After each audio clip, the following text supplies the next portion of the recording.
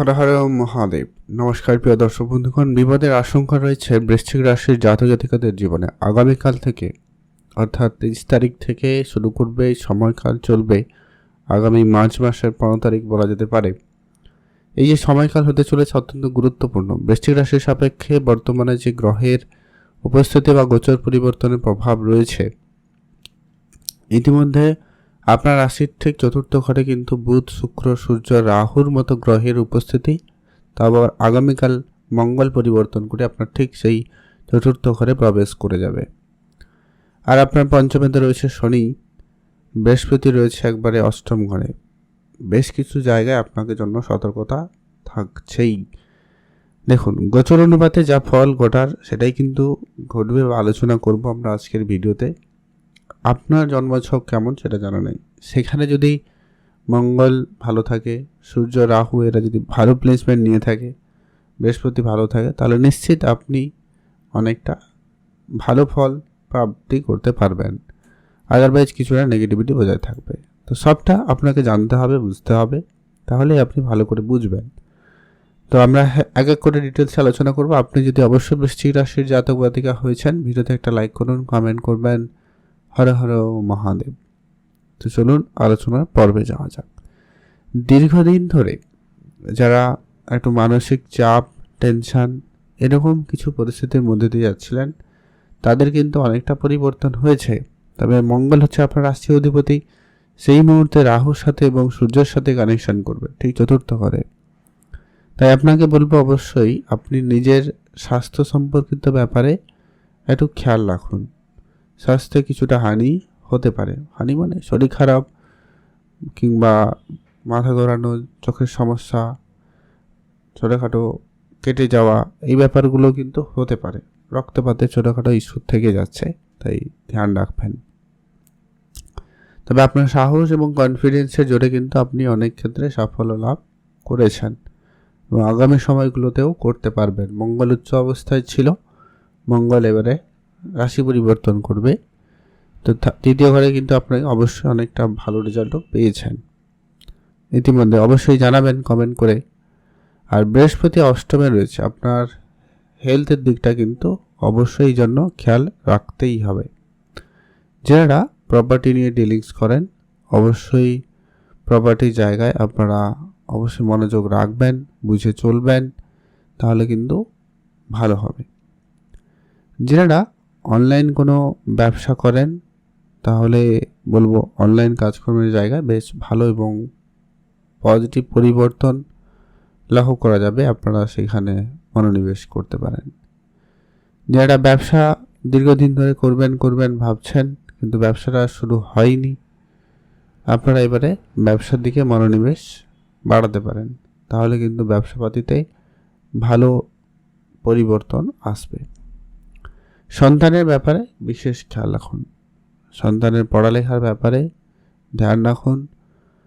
আর যারা প্রেম সম্পর্কের মধ্যে রয়েছেন, কিছুটা ওঠাপড়া লেগে থাকবে, তবে সেগুলোকে খুব একটা বেশি গুরুত্ব না দিলেও চলবে। তারপরে চেষ্টা করুন সেগুলো নিজেদের মধ্যে আলোচনার মাধ্যমে ঠিকঠাক রাখার, তাহলে কিন্তু বিষয়টা ভালো হয়। আর কোনো কিছুতে তাড়াহুড়ো করবেন না। পড়াশোনার ক্ষেত্রে ভালো সুযোগ আসবে, রেজাল্ট হবে, তবে সময় লাগবে। প্রেম সম্পর্কিত বিষয়ে পরিস্থিতি একটুখানি এই জন্য মান অভিমানের ব্যাপারটা বেশি থাকতে লক্ষ্য করা যাবে। মায়ের দিকটা অবশ্যই বেশি করে খেয়াল রাখবেন। মায়ের স্বাস্থ্য, মায়ের সাথে আপনার সম্বন্ধ খারাপ হতে পারে, মায়ের শরীর খারাপ হতে পারে, এগুলো একটু খেয়াল রাখুন। কাজকর্মের জায়গাতেও কিন্তু এর প্রভাবটা অত্যন্ত গুরুত্বপূর্ণভাবে রয়েছে, কারণ 5টি গ্রহের প্রভাব যখন আপনার দশম ঘরে থাকবে, অলরেডি কাজের জায়গায় মন এদিক সেদিক ছিল, সেখানে কিন্তু এবারে কাজকর্ম নিশ্চিতভাবে বলা যায় কোনো পরিবর্তনের যোগ তৈরি হচ্ছে। হয় কাজ পরিবর্তন হবে, নয় নতুন কাজ হবে, বা যাদের কাজকর্ম ছিল না সে জায়গায় কাজের সুযোগ আসতে পারে। কেউ আবার যদি খুব নেগেটিভ হয়, আপনার জন্মছকে যদি অলরেডি রাহু সূর্যর কানেকশান রয়েছে, তার আপনি কাজকর্ম হারাতেও পারেন, এটাও থাকছে, খেয়াল রাখুন। পৈতৃক সম্পত্তি প্রাপ্তিতে যোগ কিন্তু ভালো রয়েছে। পুরনো কোনো প্রপার্টি জায়গা থেকে অর্থ আসতে পারে, পুরনো ব্যবসা আপনাকে ভালো সাফল্য দিতে পারে। আপনারা অবশ্যই তার জন্য প্রস্তুত থাকবেন, আপনারা অ্যাক্টিভ থাকবেন, চোখ কান খোলা রাখুন। এছাড়া যারা রাজনৈতিক ক্ষেত্রে রয়েছেন, অবশ্যই বলবো রাজনৈতিক জায়গায় দিনকাল অনেকটা ভালো, তবে শনিদেবের দৃষ্টিও রয়েছে, রাজনীতি পজিটিভের দিকে যাবে।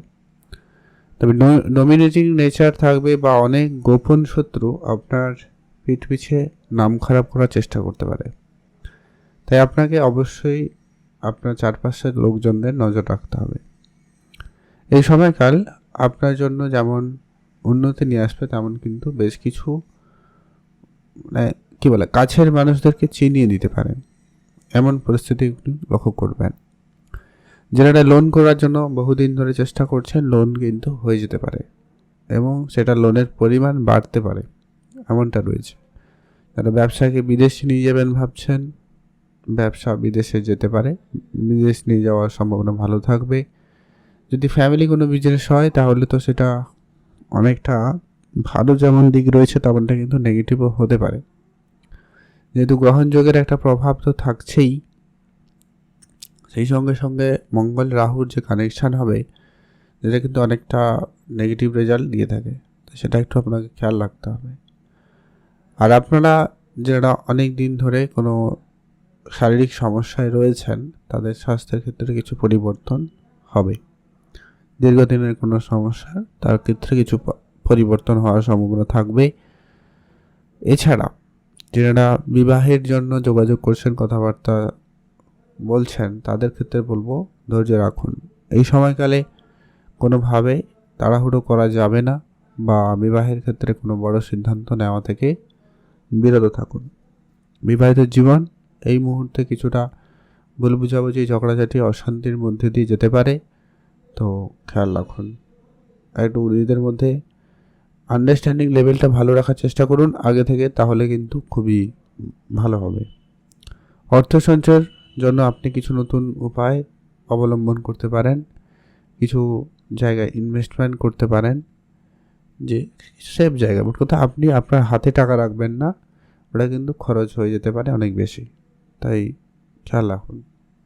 তো বৃশ্চিক রাশির জন্য ওভারঅল এই যে সময়কালটা হতে চলেছে, একটুখানি আপ ডাউনে থাকবে, বেশ কয়েকটা জায়গায় সতর্কতা কিন্তু থাকছে, তাই খেয়াল রাখুন। আপনি ভালো থাকবেন, সুস্থ থাকবেন, আর অবশ্যই কমেন্ট করবেন হর হর মহাদেব।